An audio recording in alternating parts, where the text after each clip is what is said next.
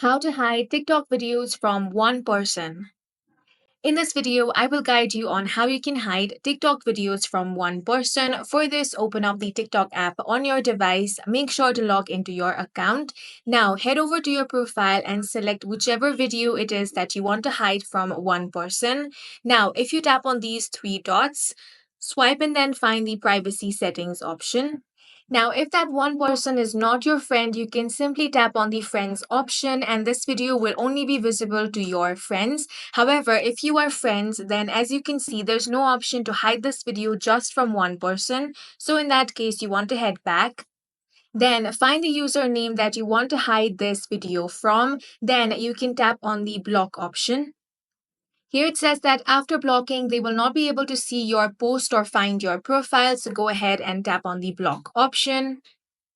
And in this way, you can hide TikTok videos from one person. And that's it for this video. If you found it useful, make sure to hit the like button and subscribe for more videos like this.